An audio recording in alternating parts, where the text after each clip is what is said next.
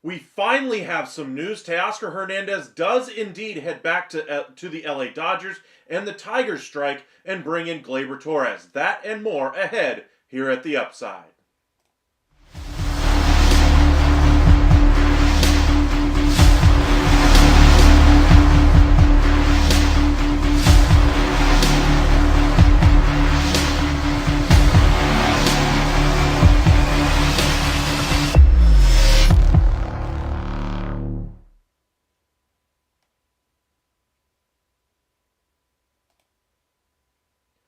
And welcome in everybody to MLB Hot Stove Daily here at the Upside Sports Network. My name is Michael. Appreciate you guys taking time out on a Friday night. It's about 9:30 Central Time. Appreciate you guys taking time and joining us here at the Upside. Holly, Mark, Grammy, appreciate you joining us as well. If you are new here, make sure you guys hit that like and subscribe, and let's get into the headlines. First and foremost, the big news, the Dodgers once again strike in free agency, bringing back Teoscar Hernandez for 3 years, $66 million.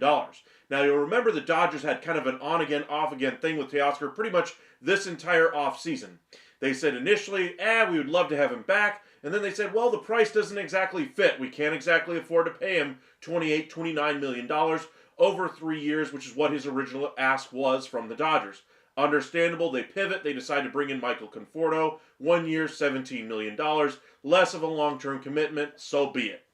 Then they say, well, we're still looking at the right-handed outfielder market. We're not necessarily set on any decisions. We're not going to rule ourselves out completely on Teoscar, but right now the money just doesn't make sense. So the rest of the market begins to think, well, the Northeast, some of the teams that are out there, the Red Sox, the Orioles, the Blue Jays, the Yankees, all could be potential fits for Teoscar. So he'll probably head back to the east side of the U.S. But ultimately, Dodgers get the deal done here. 3 years, $66 million. His market really came down over the last couple of weeks. We saw a report about a week ago now where his number was between $22 and $24 million in average annual value, and that's what he gets here from the Dodgers. $22 million per season.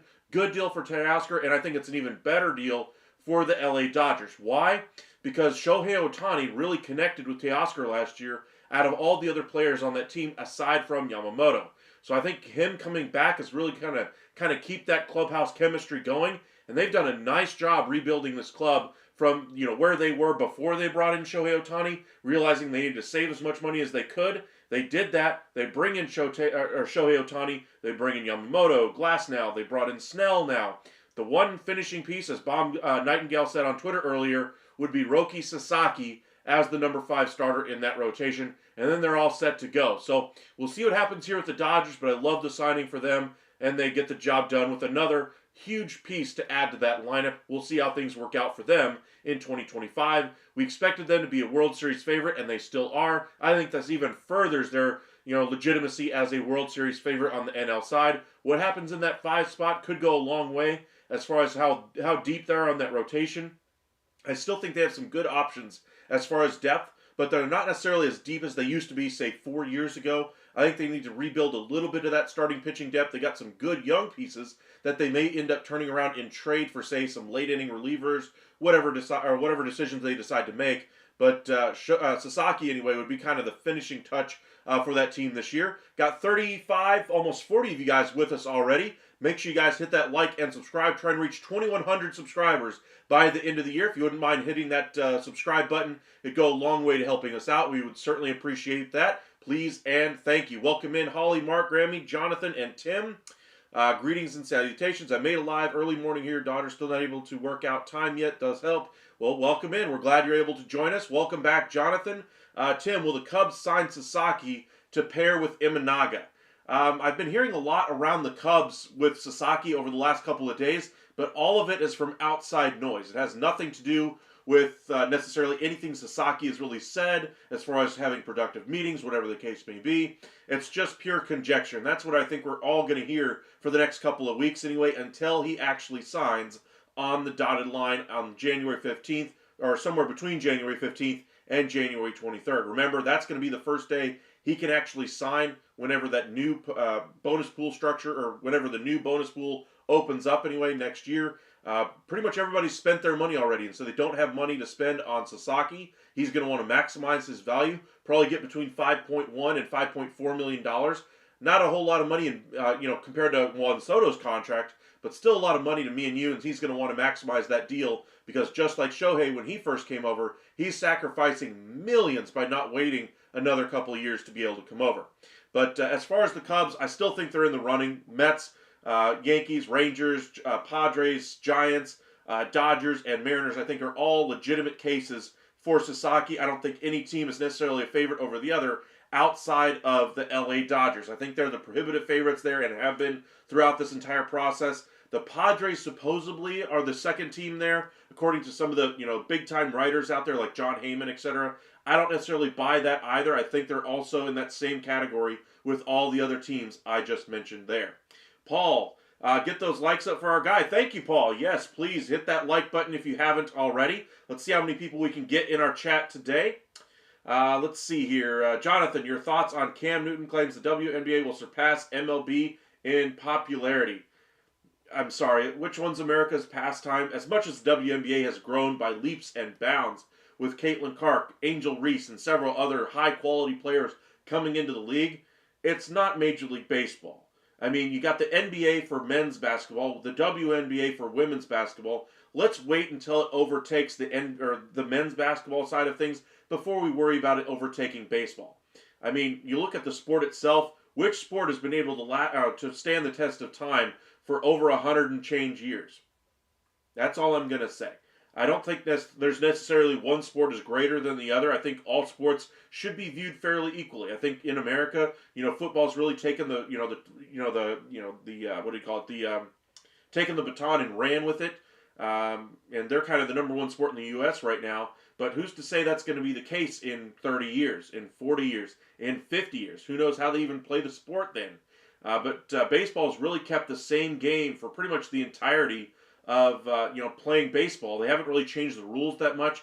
A couple of years ago anyway, or was it last year when they first brought up the pitch clock, moving the bases, run around second base to start in extra innings. Those were all really radical advancements for Major League Baseball compared to what they used to do. And they've done a great job of keeping this game and shepherding this game along so that different ages of fans can continue to cheer for their team, whether they're 20 years old, 40 years old, 60 years old, or 80 years old. Now, of course, you'd rather capture the key demographics, but when you're talking about trying to build a fan base, do you really care as long as you're making money, period, and you're showing growth year over year? And like I said, I just really like the staying power of Major League Baseball. Talk to me when they pass the NBA. All right, let's check in on a few of these other comments, catch up to a few of these here. Grammy, Tanner Scott will be the next Dodgers move, in your opinion?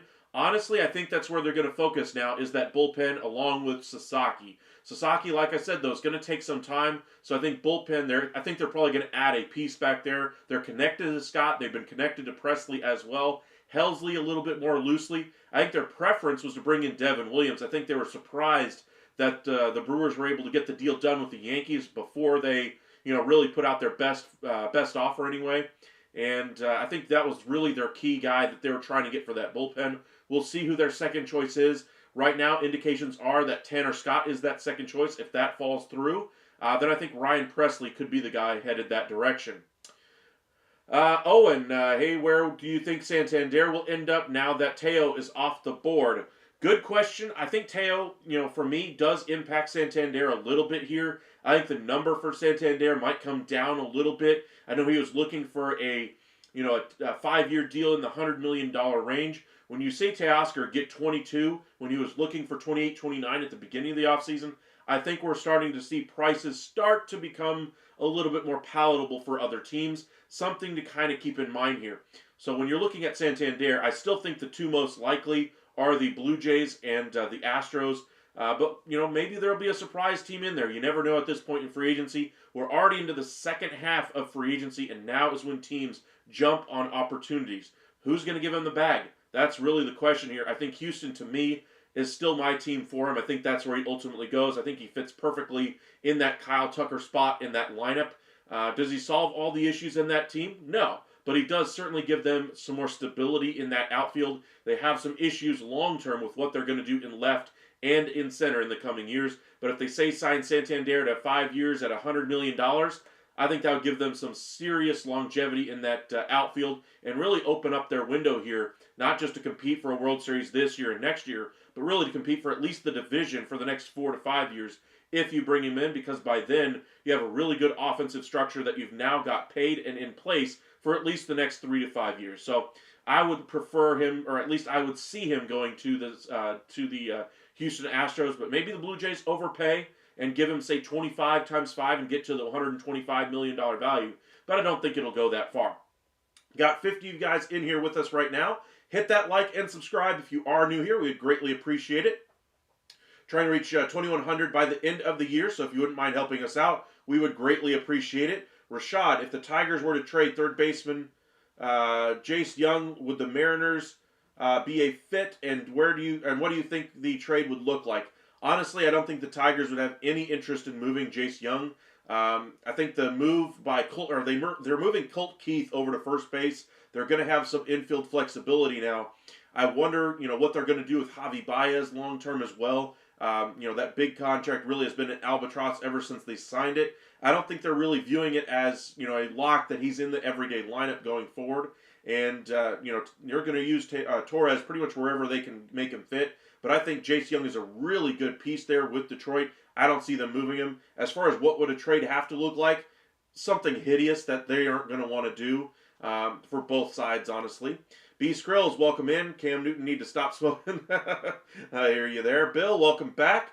If I'm Sasaki, I'd go to the Yankees. They can go with a 6-man rotation, and Matt Blake is a great pitching coach. I mean, everywhere I think he's going to be interested in going is going to talk about the possibility of a 6-man rotation. I know the Rangers have already discussed it. I know the Mets have already discussed it. I know the Cubs have discussed it. I know the Padres have discussed it. I know the Giants have discussed it. And that's 5 teams off the top of my head, not including the Yankees or Dodgers. So don't really, confuse the 6-man rotation with New York as being a selling feature. Every team's going to have that. As far as having the pitching staff or the pitching coach in place that he can be comfortable with, it's going to be about, how he really connects with that organization, with the city that he's going to be going to. How comfortable is he with his teammates, and does he really want to play with Sasaki or with Ohtani and Yamamoto? I think that could have a big factor as to where he ultimately decides to go. If he wants to, go out and do it on his own, be all by himself out there, we could see him, go pretty much anywhere. But if he wants to go with some teammates he's already comfortable with, that he won a World Baseball Classic with, then he goes to the Dodgers. But As far as the six-man rotation being a selling point, I think all teams have at least pitched that. It's all going to be about what Sasaki prefers once he comes over to the U.S. Is it going to be pitching in a six-man rotation, or does he want to take the ball every fifth day? Does he want to be thrust in the deep end and see if he can handle it? I don't think that's going to be the case, and so I think every team is going to come into the meeting with Sasaki and be like, hey, if you want a six-man rotation, here's our plan for it. If you want us to try you in a five-man traditional rotation, here's our plan for it. Here's what we see as to things you can improve. Here's things we already know you're going to be great at. Here's our plan for the next 3, 4, 5 years with our rotation. Here's our plan with our finances going forward. How are we going to continue to build a successful winning franchise around you because we're bringing you in at such a cheap contract? We have the money to go out there and spend on X, Y, and Z. This is how we're going to win World Series. You can see the plan in place. All we have to do now is go out there and execute it, sign on the dotted line to Sasaki, and join us at Team X, Y, or Z. That's going to be the pitch from every single team. If you're not in the meeting and showing him the best case scenarios for how you're going to use him, how you're going to improve his skills that he already has, what the lineup and rotation are going to look like, not just for this year, but for next year, what your long-term outlook is for finances. Is this the final year you might be competing, for instance, the Toronto Blue Jays? That might be the very final thing, the final year you're going to have a chance to win, and you might go into a rebuild thereafter. If you bring in Sasaki, is that something that he would be comfortable going to? I haven't heard too much as far as the Blue Jays there, but that's just one example. You have to take all of these things into account, and that's why I say there's nothing out there that I've been hearing from any of these reporters that leads me to believe that there's a leader in the clubhouse outside of the LA Dodgers. So we'll see what happens. The only way MLB will drop big time is if they introduce a salary cap. Then there's a strike. I don't think there will be a salary cap. Players Association is never going to go for it. They do have several big time issues that they're going to have to figure out, and there is a work stoppage threat here at the end of this CBA. That is a very real thing. Hopefully they can work on it a little bit this offseason, during the year next year, and in the offseason next year. If it gets to that point where they haven't made any advancements on any of these big topics out there, like the deferral compensation, the international draft, all those kinds of things. The international draft, by the way, was something that was supposed to have been solved within the first year of the CBA they just agreed to during the most recent stoppage. And, we'll see if they're able to get this thing across the finish line. They have a lot of irons in the fire to solve before we get to that point, though. Alrighty, Paul, the average attendance, let's see here. Paul, the average attendance in WNBA games in 2024 was 9,000, which was the highest in 22 years. Yeah, that's kind of what I'm saying. WNBA had a really great year, and they're going to get better, but they're not Major League Baseball as of yet. Do you think Sasaki would really sign in New York? Seems Dodgers are the only place. They're not the only place. I think the Dodgers are the front runner for sure. I'd say there's several teams that have a legitimate case to be in there. There are some teams that have no prayer, looking at the teams like the Blue Jays, to me, the Rockies, the Marlins. I think those teams really don't have a chance to bring him in. Now, say if you're the Blue Jays and you somehow get Vladdy signed to an extension, Bichette signed to an extension, and bring in Corbin Burnes or Alex Bregman, you show that to a guy like Roki Sasaki and say, hey, we got our team, come in, join us, we're ready to go. Maybe they make a trade for Pablo Lopez. Some of the headlines I've heard out there have been connecting the Blue Jays to Pablo Lopez from the Twins. I made that discussion with you guys about 5 days ago before those headlines started to come out. So if you guys want to check out that video, I really encourage you to do so. But unless they do something like that, I think the Blue Jays are out on Sasaki. B-Skrill, salute Upside Sports. Thank you, man. Appreciate that. I got about 55 of you guys with us right now, about to cross the 20-minute threshold. If you guys want to hit that like and subscribe, we'd greatly appreciate it. Trying to reach 2,100 by the end of the year. So if you wouldn't mind helping us out get there, we would greatly appreciate it. So thank you guys for joining us tonight. Tommy, welcome in. Willard, welcome back. By the way, Upside, according to certain Dodgers podcast hosts, that even through the season haven't started, apparently the Dodgers are a foregone conclusion. Dodgers are going to win the World Series every other year. I mean, every fan base is going to hope their team wins the World Series every single year. I mean, you hope for the best. I mean, why would you sit there and say, well, we're the White Sox, we're just going to hope they do worse next year? Sorry, that's not how things work out. Sure, you're looking at the Blue Jays and you're saying, well, even they're in their situation, they're still going to hope for the best and say, well, they're putting all their chips in the basket here for Vladdy hopefully re-signing in the offseason and Bichette hopefully re-signing in the offseason. They're hoping they spend in free agency and keep this team around. They're hoping they keep their jobs in that front office. The management staff is hoping they win and ultimately get to, the next level in the postseason. All those things are legitimate possibilities. Likely or not, each fan base is going to hope for the best outcome. So don't fault teams hoping for a World Series berth or winning a World Series, as proof that they're delusional or whatever. That's just what you do as a fan. And when you look at the Dodgers, they are the favorites. They have a legitimate reason to believe they're going to win the World Series. Look at their team. They are loaded.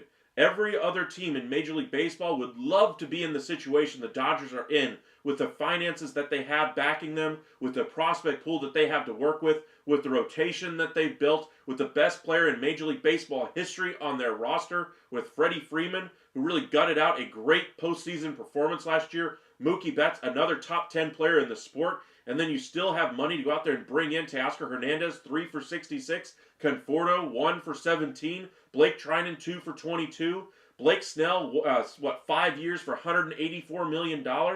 They are darn right should feel very confident about their chances to get to and win a World Series.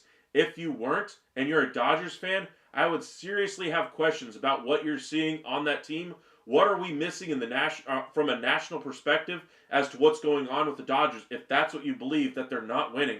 But again, for instance, you're an Astros fan.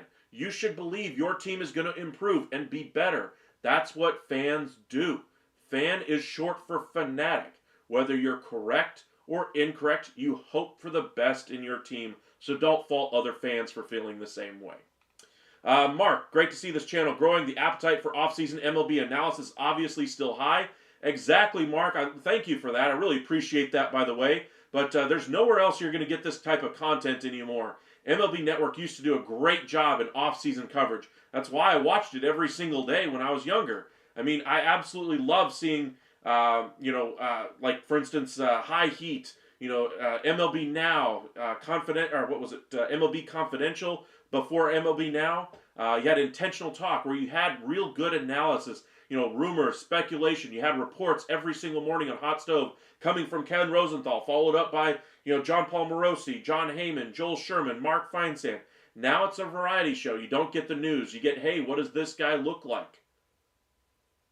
Let's spin a wheel and see what kind of fries we like. That's what we get now on MLB Network. And then in the evening, we get highlight shows. So, as disappointing as the network has chosen to go with their programming, it's a really great thing that we have this platform here to kind of be able to talk among ourselves as fans, about the sport that we really enjoy. I mean, we have a Rangers fan in myself, Willard's an Astros fan, Mark's a Blue Jays fan. We have every single fan base represented among our subscribers. So if you enjoy Major League Baseball and you want more content, not just about highlights, I encourage you to hit that subscribe button. Follow us on X at Upside Ascent and on Facebook at Upside Sports Network. Grammy, if Santander still wants high money, then Profar might be the next pivot for teams. I think he would be the next piece after that. I would love Profar on pretty much any team. I love his ability as a leadoff hitter, and it's not going to cost you as much as Santander.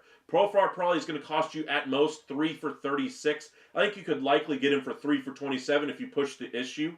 But I would love to bring in Profar. I mean, one of my favorite players when he was first coming up as a Texas Ranger, no matter how the front office incorrectly valued him as a trade commodity, that we've covered at length as well. But I really like the guy. He's really blossomed into a nice player in Major League Baseball, and I think he deserves a long-term commitment.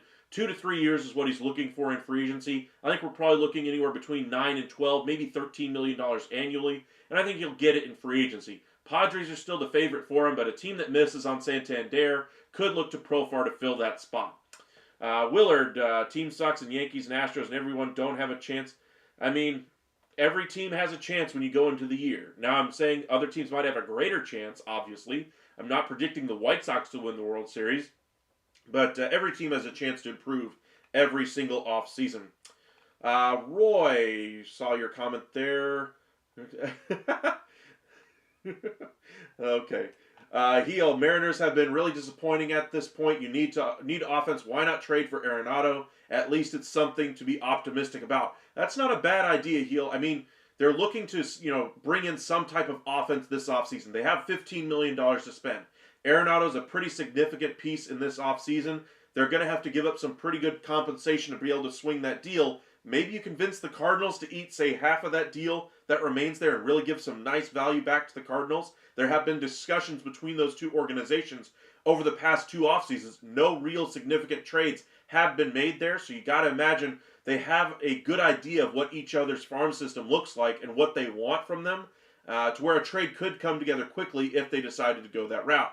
Now, the interesting question is, would Arenado approve a trade to Seattle? That remains to be seen. I think it'd be a nice improvement for that offense, but they aren't exactly a great hitting ballpark, especially for right-handed hitters. They need to get offense in there, though, to protect Julio Rodriguez. Rodriguez is also a little bit of a streaky hitter. You need consistent bats in that lineup, period, even if you didn't need to protect him. So probably the greatest rotation they've ever had is going to have to be dismantled by trading away Luis Castillo to at least give them some financial flexibility this offseason. Once they get that move done, maybe they revisit some of this trade, or some of the trade market pieces out there, some of the first basemen that are still left on this market. Maybe the trade brings back a first baseman. We've talked at length about Mountcastle being part of the return if he gets dealt to the Orioles, or if maybe a Cowser could be a fit there as well. We'll see what happens, but the Mariners need to improve that roster offensively specifically. They have a pretty good bullpen. Their rotation is probably the greatest in the American League. Might be right up there with the entire sport. I think the Dodgers,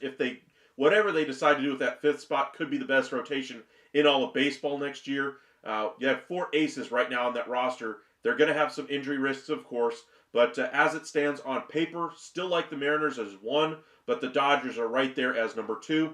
He'll also, if you're the Mets, why not go all in and trade for Luis Arraez, sign Alex Bregman? That's arguably the greatest 1-2-3 contact trio in MLB history.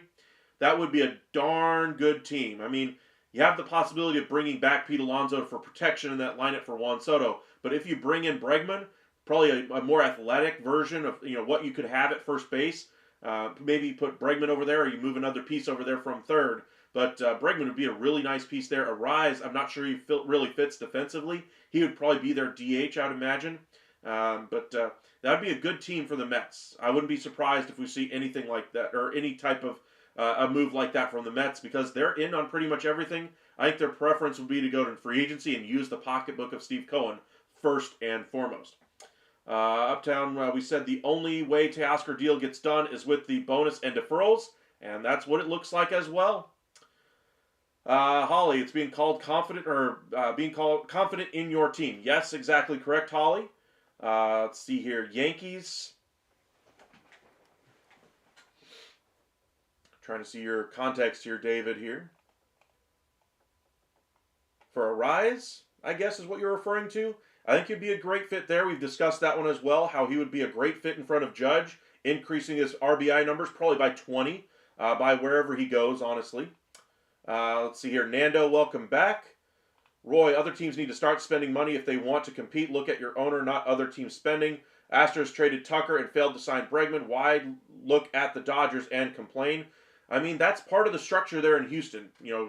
What's his name? Jim Crane isn't willing to give out more than 5, maybe 6 years to a free agent. Even his own free agents, he's not willing to spend at the top of the market for several of his own free agents. Look at several of the guys who've left: Carlos Correa, George Springer, Garrett Cole, Justin Verlander, among others. And now Alex Bregman's going to be the latest in a long line of guys to leave. They trade away Kyle Tucker before he gets to that point. He would have been another one who would have left in free agency. I like what they did, though, so I'm not going to completely tarnish the Houston Astros, because they did a great job building this team and have gone to 7 straight ALCSs. And until somebody knocks them off the top of that mountain, you still have to give them their props. They've done a very nice job keeping this thing competitive in Houston. So I like the deal that they made by trading away Kyle Tucker, but there's still more work to do as far as bringing in an outfielder. Love the signing of Christian Walker. Love the addition of Isaac Paredes. They're going to have to figure out their rotation. I think they have a little bit of inconsistency in that rotation. They really have one pseudo-ace to me in Framber Valdez, who can be rattled anyway if he gets too emotional on the mound. That's really the only drawback I see in Framber Valdez's game. I love him as a pitcher, but he can get a little emotional out there. We've seen that really get the better of him a few different times. And the ace, you really have to count on them not getting rattled in those situations, not being sucked into something emotionally because, hey, this guy hit a homer off of you and now you're all bent out of shape and you're on tilt. and then you give up another gopher ball and down and down and down the rabbit hole it goes. Valdez is a little bit susceptible to that when he's not emotional. He's one of the best clinical pitchers we see in the game, but he's got 1 year left on his deal. If the Astros are able to get an extension done, which I think is possible, I think you could get a 5-year deal done with him. The question is, what's the money that's going to be required? If they're comfortable giving him a deal similar to what he's looking for in free agency, then I think you should hold on to him and try to negotiate an extension. If you're unable to and you realize the money isn't going to be anywhere close to what you can afford as a team, trade him. And I honestly would do so before you get to spring training. But I'd imagine they're going to try to do everything they can to get that extension done, just like the Blue Jays are going to do everything they can to get an extension done with Vlad Guerrero Jr. Got about 70 of you guys with us right now. Appreciate you guys joining us late on a Friday night, about 10 o'clock right now. If you guys wouldn't mind hitting that like and subscribe, trying to reach 2,100 subscribers by the end of the year. So if you wouldn't mind helping us out reach that goal, we would greatly appreciate it. Appreciate all those super chats you've been sending us as well. It's really been helpful, especially this time of year. So those of you who have sent those, I just want to thank once again for doing that. It means a lot to us. As the chat starts to get a little bit more active, the more and more people that do join us, if you want to make sure that I answer your question or see your comment, if you want to do it in a super chat, that'd be make it really easy for me to identify. But it also helps support our channel. So I just want to thank you for those of you who have done it and are going to do so in the future. And for those of you who are just like the video or even just subscribe, it does go a long way to helping us out. And I want to thank you for that. So appreciate that. And let's keep this channel growing. All right. Heel, I'm a Rangers. Trying to catch up to this comment here. Heel, I'm a Rangers and Astros fan, and I can explain how if people want. Let's see here. First, the Rangers I really love because I love Michael Young and Hank Blaylock, Milton Bradley, Marlon Byrd, and David DeLucci. Okay, so I'm guessing you're a little bit younger of a fan than I am. I'm only 34. I'm guessing you're slightly younger than I am, if I had to guess. I grew up with the very beginning of the Rangers for me was the team that had Rusty Greer, Pudge. You had Juan Gonzalez, Rafi Palmeiro. You had Royce Clayton, Mark McLemore, Frank Catalanato. I'm missing several other players here, but Aaron Seeley, Rick Helling, Kenny Rogers. Let's see here. Kevin Millwood for a period of time as well. That's the era of Rangers. Was the first time I really became a fan of the Texas Rangers. And then you get into the Alex Rodriguez stuff and then so forth and so on. Let's see here. Roy, Nando OG has you. Okay. David, as a Yankee fan, I can tell you Santander is underrated. I believe he is, but I think there is a little bit to his game anyway, that can be a little bit overstated as well. For instance, is he a middle of the lineup bat that immediately strikes fear into the opposing pitcher? No. Can he carry an offense for a month? No. Can he carry an offense for a few days? Absolutely. Is he still a very good option in that lineup? Absolutely. Does he give you some protection in the lineup for, say, your guys that are the aircraft carriers in that lineup, the Aaron Judges of the world, the Yordan Alvarez's of the world? Absolutely. Is he the difference maker between, say, 80 wins and 90 wins? Probably not. Does he give you, say, 5 wins to your win total? Probably. And while he's still a very good player, I think the market might end up paying him a little bit more than what the impact might be for what he brings to your ball club. He is going to be very consistent. He's not going to flash too much leather out there in the outfield for you. But he will at least play a solid outfield. But I still think, wherever he goes is going to have a better option in the outfield with Santander being there than him not. So while I like the player, I would just be a little leery of the length of the term on the deal. Say 5 years is what he's looking for. I'd be a little bit worried about 5 years. If he went to 4 years, I might be more willing to give a little bit higher average annual value.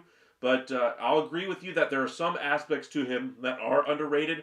But by and large, I think overall, people value him essentially for what he's worth. There are good and bad parts to every free agent out there. But overall, Santander would be a great get for any team that needs an offensive punch. Nando, are the Dodgers done spending? They got to make trades to clear a 40-man roster spot. I don't think the Dodgers are done. I think they're still going to add at least one more starter, probably 2. They're still going to probably add 2, maybe 3 more bullpen pieces before it's all said and done. And then we'll see what their roster looks like. I think it's still very much a work in progress. Just like my Texas Rangers are still looking for a closer. We've been talking about Kirby Yates and how hard they're going to be pushing for him right now. And now we have a new team in the running for Kirby Yates, by the way. that being the Arizona Diamondbacks. Originally was expected that the Rangers and Tigers had been connected to him, along with the Chicago Cubs. Yankees had reached out at one point, and the Mets. But now we have a new team entering the chat here in the Arizona Diamondbacks. I wonder if the price gets too high for what Texas might be willing to pay, and then they might go to the trade market for a guy like Ryan Helsley. I still think their preference is to bring back Kirby Yates. I think the price for poker, though, just got a little bit more expensive with the Diamondbacks entering the chat. Let's see here. Nando, sneaky feeling, Tanner Scott coming with bonus and deferrals. Obviously, that's how the Dodgers always do it. I would expect maybe a 4-year deal, $56 million, maybe $60 million total in value. And then, of course, deferrals to keep the money a little bit down, at least as much as they can, to avoid as much tax as they possibly can. Grammy, Heel, I'm not being funny or nasty, but how far back do you go in baseball? The first World Series I saw was 1961 Yankees. Greatest 1, 2, 3. Might argue that. Wow. Well, welcome in, Miss Highlander. Appreciate you joining us. You definitely go back a little further than me, so I'll take your word on that one. I typed the Yankees because you were saying all the fan bases listen to your show. True. Oh, okay, I got you, David. Welcome in, Yodel. Appreciate you joining us once again. Happy holidays. When do you think the Yanks make a move for a hitter? Hill back of the pen. I don't like Chafin in pen. There have been connections with Chafin there. I think he's more of a 7th inning option. Get a guy out, a lefty hitter out, something like that. But Chafin's a good get for them. I still think they need an 8th inning option. And before you guys come at me once again about the Yankees having an 8th inning guy already there in Luke Weaver, I've told you guys over and over and over again, I would rather have Luke Weaver as a high leverage guy that I can deploy to face the best part of another team's lineup, whether that be in the 7th, the end of the 6th, or in the 8th inning, or if my closer is unavailable, I can throw him in the 9th. I'd rather bring in another 8th inning guy that I can trust as a closer, that I can trust in a high leverage spot to really make a strong bullpen. Remember, part of the reason the Yankees lost last year was that bullpen faltered, especially in the postseason. Bringing in Devin Williams on a 1-year deal, nice get.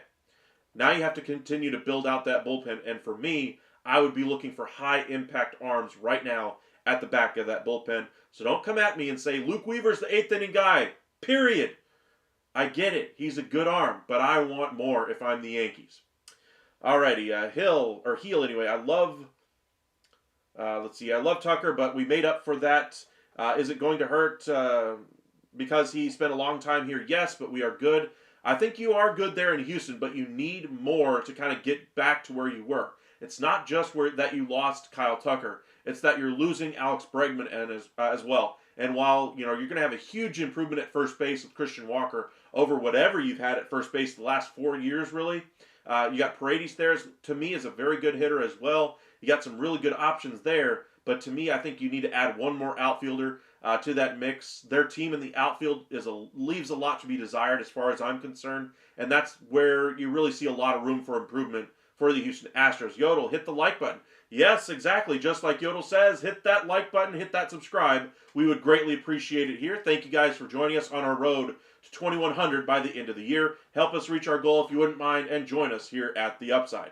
Hank, welcome back. Yanks looking good so far. I would agree. They've had a pretty good offseason after losing Juan Soto to the crosstown rival Mets. Heel, I did say contact-wise, not overall, and I've been watching since 05. Okay, I'll agree there. Contact-wise, Arise is right up there. But in today's baseball, contact rates are not very high across the entire sport. It's all about hard hit rate, launch angle, barrel percentage, all those kinds of things. Contact rate has really been devalued, I guess is the best way to put it. Players who get the ball in play, really don't get the love that they should. For instance, players like Tony Gwynn in today's game wouldn't be valued very nearly to the level they were back in the day. Derek Jeter, while he had a little bit of pop in that bat, he was really good at contact rate as well. Luis Arraez fits more of that mold than he does, say, a power-hitting, slugging first baseman like an Albert Pujols. Canseco for a year, I remember that era. You just turned 30, so yeah, I'm just turned 34 about 3-4 months ago. Roy, keep up the great content. This format is engaging and informative at the same time. I try to keep you guys informed as much as I possibly can. I did want to touch on one other thing right now, though. is the signing of Gleyber Torres for the Detroit Tigers. Even after the signing, they are not done speaking with Alex Bregman. They're still looking for a closer as well. Love the signing of Torres here for only 1 year. $15 million is a little rich, but I think that's how they got the 1 year deal out of it, by keeping that AAV so high. They're moving over Colt Keith to first base anyway. They had some struggles there with Torkelson. I think that will mitigate some of that issue. And if they bring in Bregman, I think the long-term plan for Baez would then become a bench bat for them at such a huge number. We'll see what ultimately their team looks like when we get to opening day. But I like where the Tigers are headed. You got Scoball that's still there. And, Riley Green hopefully will take another step. But Colt Keith had a nice rookie campaign. We'll see if he takes another step. But this is a team, up-and-coming team, that could really use some veteran presence in that lineup, a productive veteran presence in that lineup with Miggy no longer there. Yodel66 here, that's pretty much right where we're at right now. So if you guys are new here, if you wouldn't mind helping us out, hit that like and subscribe. Trying to reach 2,100 by the end of the year, so if you wouldn't mind helping us out, we would greatly appreciate it. David, Santander is doing much better because of Gunnar and Rutschman. I would agree those are the two better players on that roster, but I also see the value there in Santander, so I get your point. To me, he's probably the third or fourth best bat on a legitimate World Series contending team. If you're expecting him to be the second best hitter on your roster probably needs a little bit more offense than just him. Roy, do Red Sox go after Santander? I don't think so. I like their outfield mix that they have right now. They're going to have Roman Anthony coming up. They still have Abreu out there and Duran. In the infield is where they could use an improvement, possibly at first base. They've talked about trading away Tristan Casas. Maybe the Mariners have one team that's been connected there, along with the Nationals before they acquired Nathaniel Lowe. But if you bring in Bregman, you move Deverzo to first base, Casas then becomes an expendable piece. There was conversation about the Garrett Crochet trade that possibly Abreu could be involved in that deal. Obviously, they decided to go more of the prospect route. Marcelo Mayer also had his name floated out in those negotiations. Obviously, that didn't come about either. And so the Red Sox still have their premium talent, their young premium talent on that roster. It's time to bring in a good veteran presence to kind of push this team into postseason contention and get this young team ready to start winning in the postseason. Right now, they're just a good young team with some good young pieces, but nobody really there to lead them aside from Devers. Remember, this is the same team that got rid of Mookie Betts, Xander Bogaerts over the years. Now it's time for them to invest in this team again. They told the fan base all offseason they're going to do it all year. We're going to get back into spending in free agency. They've done some nice pieces so far this offseason, but they still haven't brought in an aircraft carrier type player, and we'll see if they ultimately do so. Let's catch up on a few of these other comments as well. I saw Mantle. I was 11-61, hence I look at things a little bit different now. I'm used to long periods of not winning the World Series, frustrating, but hey, you develop patience. Yeah, baseball's about the long game. This isn't instant gratification, which is what our society has become nowadays, but it's not every day you win a World Series. For instance, Rangers fans, we are really excited about winning the 23 World Series. That's the first one they've ever done. And it may be another 50 years till they get there. But we're going to be greedy as fan bases and hope for the best. You still have a team that just won a World Series a year ago. Maybe you can recapture that balance on the offensive side of things, get injuries to not hit you quite as bad as they have the last 2 years, and hopefully have a little bit more success in that arena. But you try to build the best team you possibly can. Every single team tries to do that every single year. You roll the dice out there and see how they fall.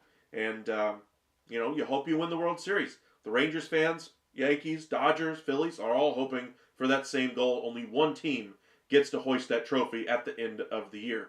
Liberty, with Torres gone, who are the Angels targeting? I'd imagine this will pretty much seal Yohan Moncada to the Angels. I think he probably will go play third base for them. Sounds like Rendon might essentially be done there for them. I just don't think he's going to be a key figure on that team next year. They've tried to make things work with Rendon. But if you bring in Yohan Moncada, at least you can at least see if he's got anything left in the tank, or if he can reach that prospect potential that he once had. If he can't, oh well, it's only a 1 year deal. If he does, then you can really trade him at the deadline or sign him long term if he develops into something legitimate. Yodel, since Mets got Soto, if not Yankees, maybe mystery team comes in to swoop him up. I would expect the Yankees would probably have been there. Dodgers were on the periphery of that one. I think the Red Sox would have a legitimate chance in there, as well as the Blue Jays. But Mets, I think, were always going to get him outside of the Yankees. I think those were the two legitimate teams for him. Grammy, oh, you're correct there. What is called contact players now, that happened with nearly every player years ago. True. I mean, just like I was mentioning with Tony Gwynn and Derek Jeter, players that were really high contact rate guys, it wasn't, about on base percentage back then. It was about batting average. And how do you get a good batting average? By hitting the ball in play, not striking out. Remember the years where we used to look at, I'm trying to remember his name. Was it Jose Hernandez from the Chicago Cubs? Had that really low batting stance. Was on the Sammy Sosa Cubs team. I want to say he played for Houston for a minute as well. But I remember him having that really low stance and being nothing but a home run chucker and having 200 plus strikeouts every single year. And that was really kind of the first, all or nothing type player. And then it kind of started shifting more to power, and more power that they wanted. And, contact rate is no longer nearly as valuable as it used to be. As I still think it has its place in today's game. You look at Luis Ariz, just look at the impact he has on the runs that the teams score. For instance, the Twins, their offense was up when he was there. The Marlins, their offense has been terrible for years. He goes there, their offense is up. Same thing with the Padres. I think wherever he goes, if he gets traded, I think he's going to be a good boon for that team. And then once he gets to free agency, he's not going to get paid a whole lot.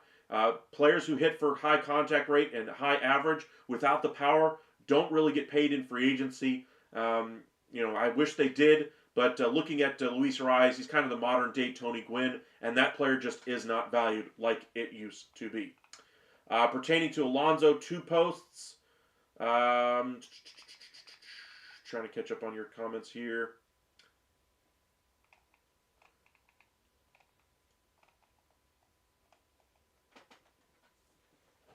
Don't see the 2 posts anyway. But as far as, I guess if you're asking about an update on Alonso, that the first base market is pretty much dried up around Pete Alonso. We came into the offseason expecting 5, maybe 6 years as far as a contract. Value at somewhere between 25-ish and $30 million. I think that's still in the range of possibility here. Looking at where the market was expected to go before these guys came off the board, Rosenthal said that it was going to be 6 for 180. I think that market's going to come back a little bit. Haven't heard any other teams really in on Alonso. I know John Heyman tried to drum up interest and say there are 7 teams that could be in there for Pete Alonso. One of those teams with the Texas Rangers, they're not going to spend the money on him unless there's something bigger in the works there. They're looking to spend money on the bullpen right now before they do anything else. He mentioned several other teams that were not necessarily great fits. For instance, the LA Angels, they have Shanuel, the prospect that they really like at first base, and said, hey, if the Angels just want to try to win now, they'll go after Pete Alonso at first base. They're not trying to win now. They want to improve, yes, but they have a good young piece that's already on the major league level, and while he's not necessarily at Alonso's pay grade or anything like that, he's still a good prospect for them to wish upon. There's no need for them to try to bring in Alonso. I guess you could make an argument that Moreno might throw his chips in the middle and say, I want to win, get me every player, spend the money.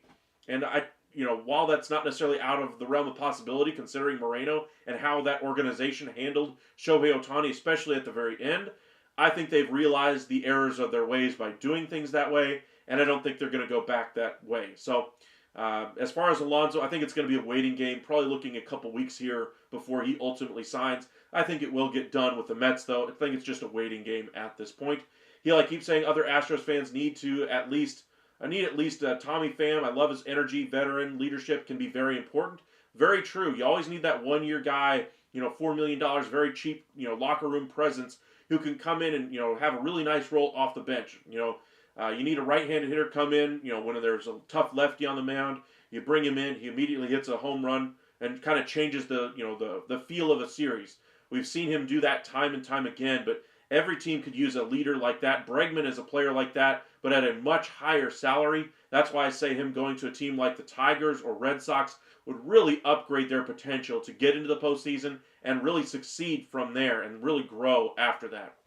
Let's see here. Grammy, Bregman's best fit really is the Tigers in your opinion. However, Baez, PTSD will stop them shelling out what Boris wants. So it's sit and wait, play hardball in my opinion.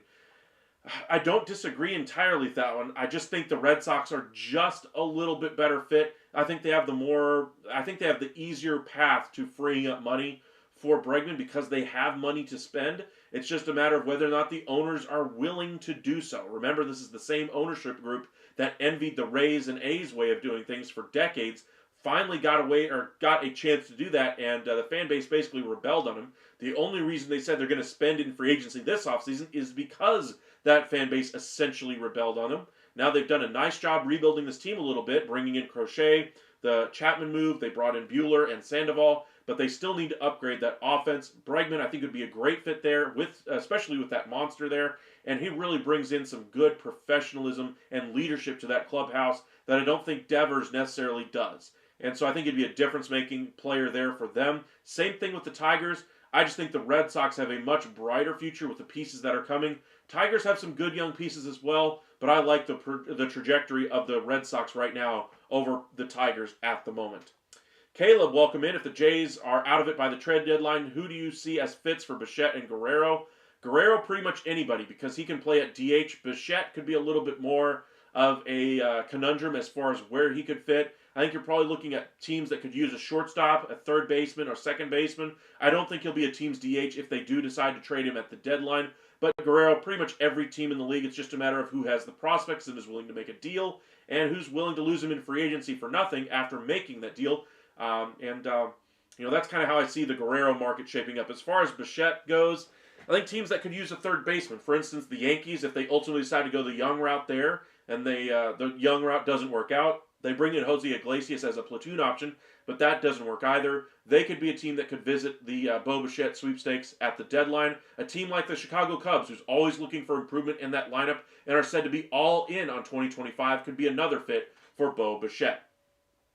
Happy wife, happy life. Got to go, guys. Have a good one, Yodel. Appreciate you joining us. My fiance feels the same way. Got to make sure that lucky lady is happy. The Astros window has closed. I wouldn't say quite yet, Christopher. I like the move of trading Kyle Tucker. I wouldn't say it's slammed shut yet, but it's darn near close to closing as far as a World Series competitive team.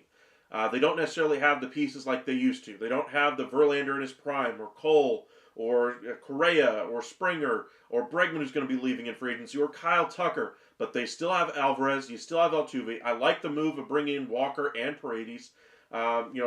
Diaz behind the plate, I like. Their rotation, while rocky to me, is still a pretty decent rotation, especially if it performs as well as we can expect.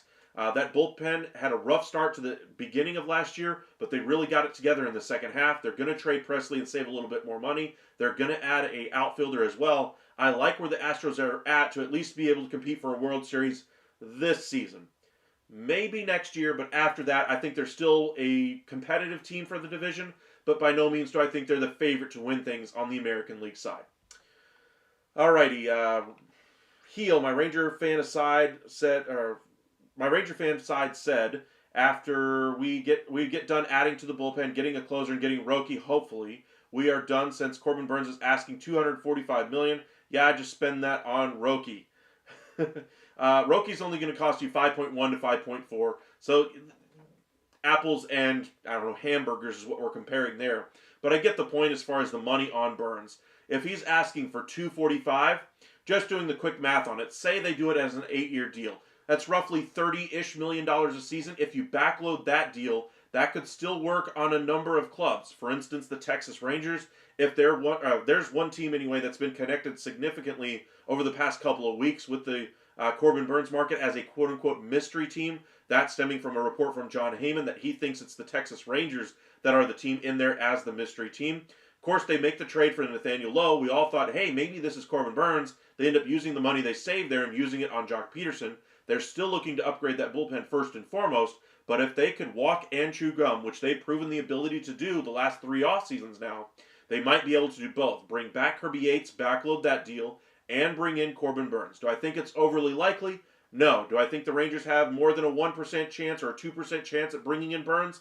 No. I think the Giants are the prohibitive favorites right now to bring him in. I think it's just going to be about the money for him and where he ultimately wants to go. I think the Blue Jays already have the best offer on the table for him, but the Giants are just trying to stay underneath certain tax deterrence anyway, and that could be the real holdup for them. But we'll see where he ultimately goes. $245 is currently the ask.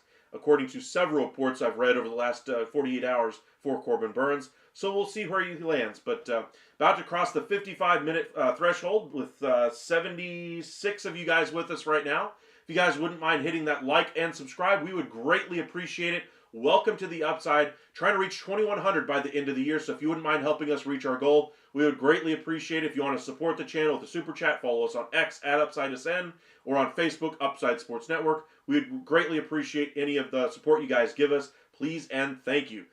Really enjoy doing this content with you guys. It's a lot of fun to be able to keep up on baseball as much as I'm able to do so in order to make this channel really keep growing. And we're going to be live with you guys every single night the rest of this offseason and throughout the baseball season as well. Every single night around 9 o'clock, we'll have an update for you guys live tomorrow.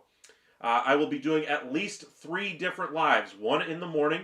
We'll do one probably later in the evening and then another one late at night as well to kind of keep you guys updated. I'm expecting some activity tomorrow, especially in the relief market. We'll see what ultimately happens. But we finally have some of the logjams starting to free up with Teoscar Hernandez going back to the Dodgers. Let's see here. Yodel, you were 3 in 1961. Okay.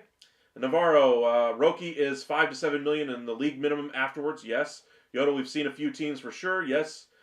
Christopher, that's why all the teams, trying to catch up on these.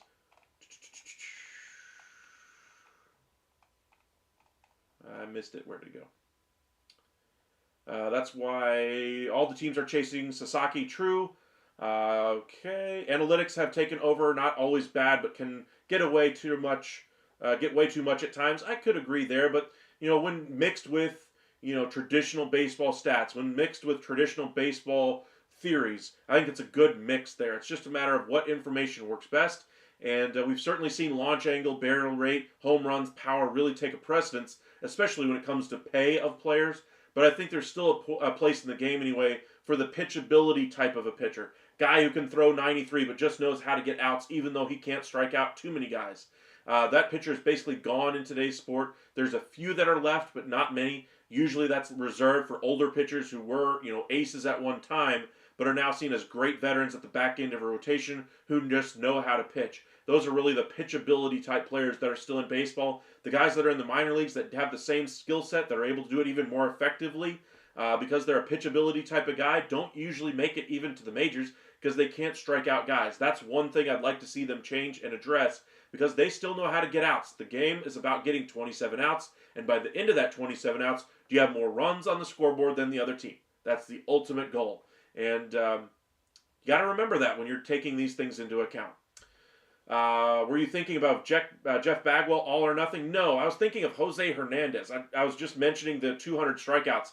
That's who I really remember as the first guy that was, such a huge strikeout total guy, just selling out for power. Absolutely. That's who I was really referring to there. Talking about Alonso, now Mets B-side Yanks. Mets best. Okay, I see what you're trying to say here. Talking about Alonso, now Mets bested Yanks. The Mets did get the better of the Yankees as far as it comes to Juan Soto. Now, as far as Alonso, I don't think the Yankees are going to be there for him, honestly. They already brought in Goldschmidt. I don't think they were necessarily a team that was really trying to bring in Alonso either. So as far as the Alonso side of things, I don't really see it as a bested thing. I think they're just looking in a different market at first base. Were they looking for an upgrade? Absolutely. Goldschmidt qualifies from what they had last year. Liberty, who do you think the Angels draft at the number 2 pick? Honestly, it's way too early for that one. We haven't even gotten to spring ball yet. I don't even think we really know who that is going to be, even until after we get through all that spring baseball, College World Series, all that kind of stuff as well.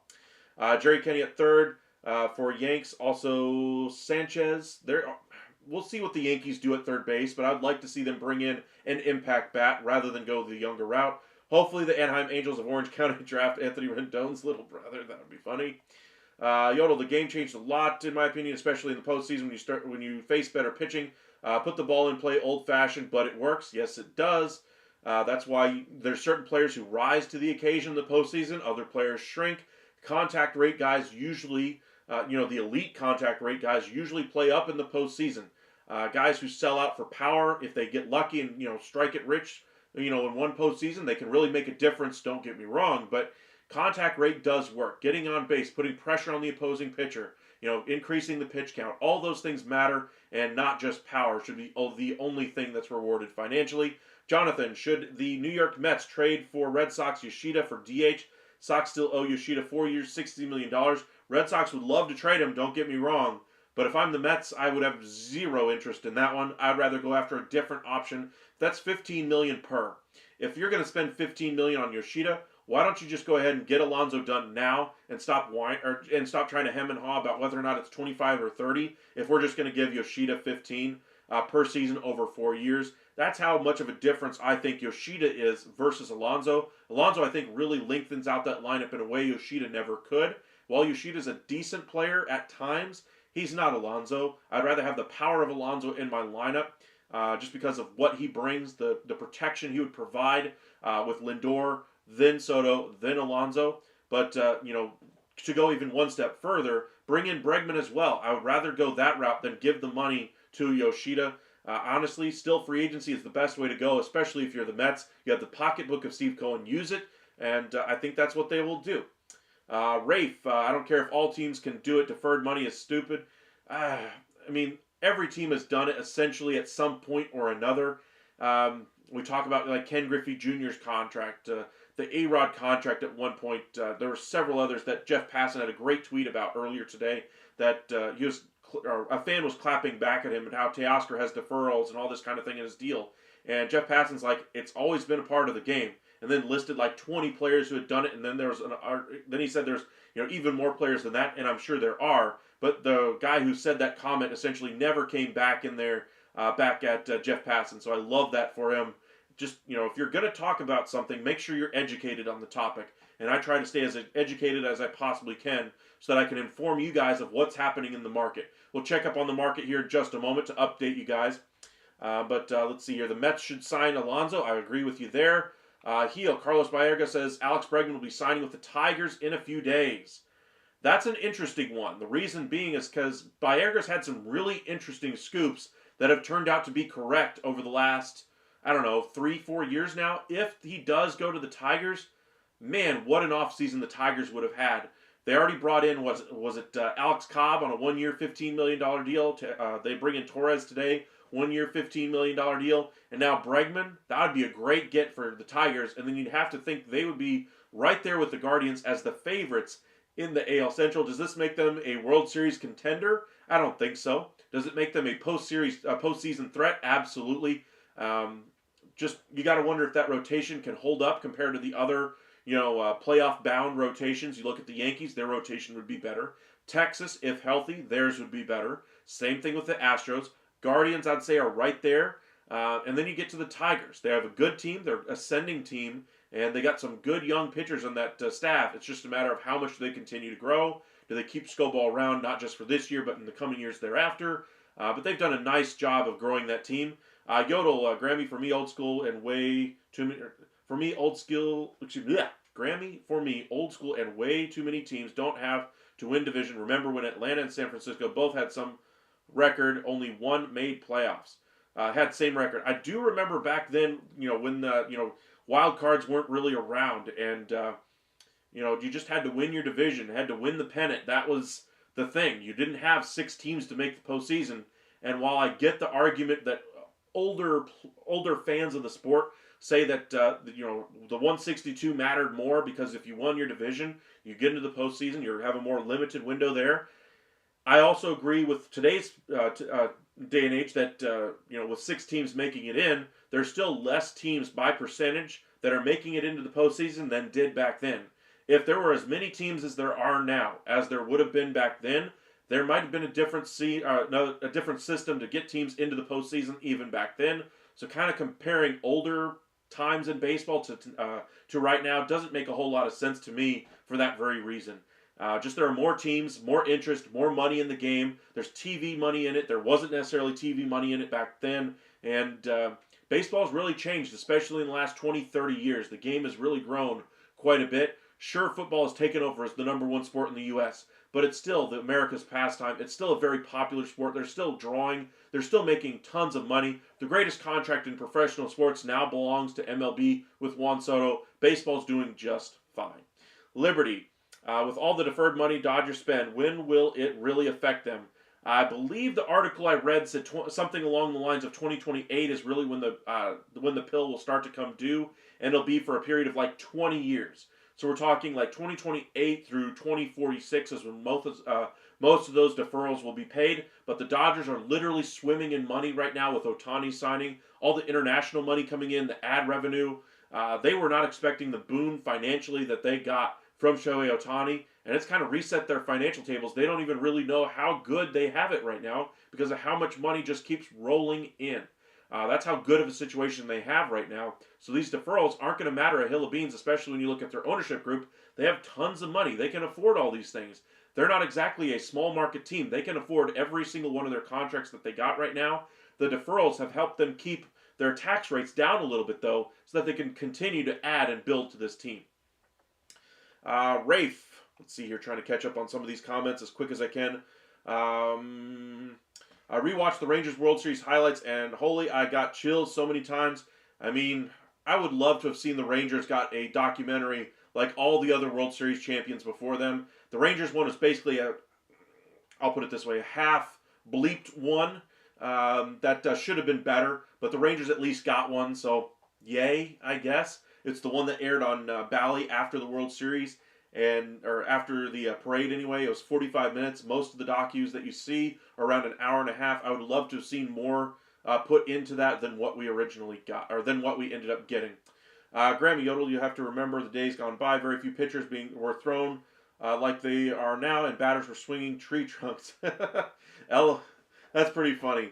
Yes, pitchers were throwing differently. They didn't have the pitch counts that they do now. They went deeper into games. Pitching wasn't necessarily as specialized. The bats, the game, all of that's really changed, in the last 30 to 40 years.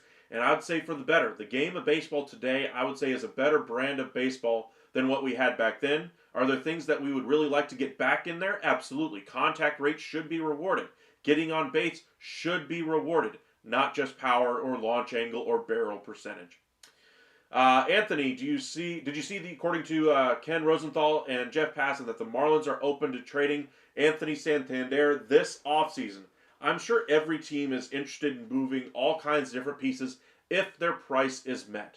Are they actively looking to do so? I have not seen an article, no. I did not see anything from Rosenthal or Passan that said that they are actively looking.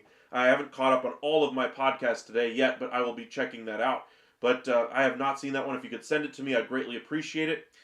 True reliever went 3 innings. I read in the 30s and 40s. Starting pitcher pitched both ends of a doubleheader. That is very true. Let's see here. Pitching you're talking about, I understand, is Maddox. He didn't have high heat, but he thought batters out as much as anything. Ryan, on the other hand, did have serious heat. Well, you upset him. Look out. True. Alrighty. Have a good one, Yodel. Have a great day. Holly. Who do you see our Rangers bringing in as a closer if Kirby Yates doesn't re-sign? I think their immediate option would probably go to the trade market for Ryan Helsley. Tanner Scott would be of interest. Bringing in David Robertson as a closer this year as opposed to a setup guy would also be of interest. But if they miss on Kirby Yates, I'm wondering if they have another option that we haven't really considered. Somebody like a Mason Miller, that would be a really high-end option. But I'm wondering if there's somebody like that the Rangers would be targeting as a closer as well. Welcome in, Chuck. Appreciate you guys joining us. Got about 65 of you guys with us right now. About to cross the hour and 10-minute mark. If you guys wouldn't mind hitting that like and subscribe.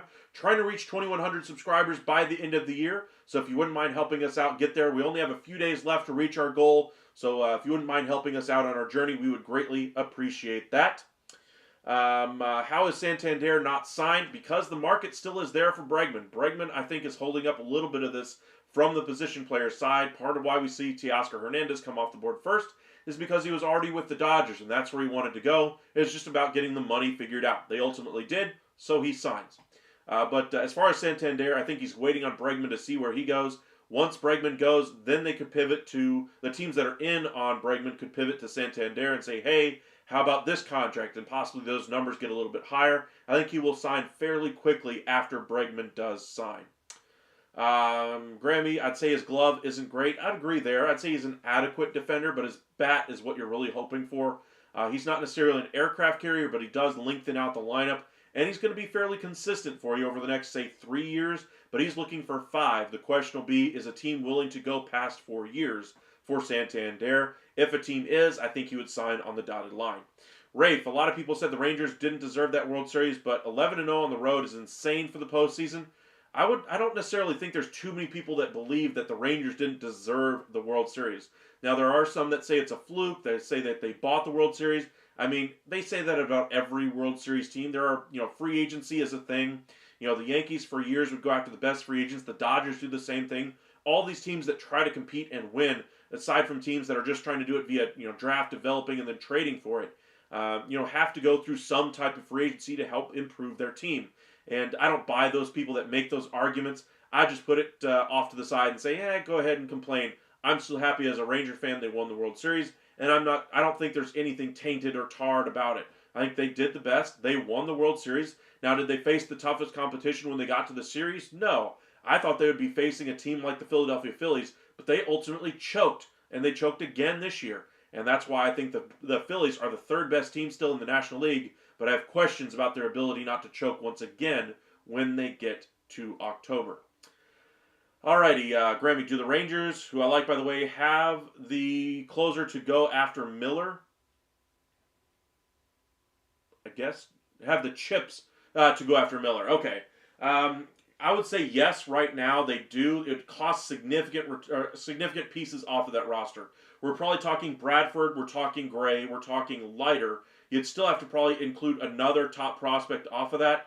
There would probably have to be a 3-team deal, though, in order for this to work. You'd probably have to trade somebody off of your Major League roster to make it work if you're Texas. I think they have the chips, but it would probably be almost every single chip that they would be willing to trade outside of, say, Sebastian Walcott. If they were willing to include Sebastian Walcott, I think they could get Mason Miller and something else. But as it stands right now, I think they'd have to include every chip that they possibly could, and that would be kind of an option we talked about with Corbin Burnes. If you bring in Corbin Burnes, you can easily trade away some pieces off of that Major League roster and sell out to really win in 2025, 2026 by bringing in a cheap closer option, one of the best spin rates in all of baseball, in Mason Miller, and really go for broke back there.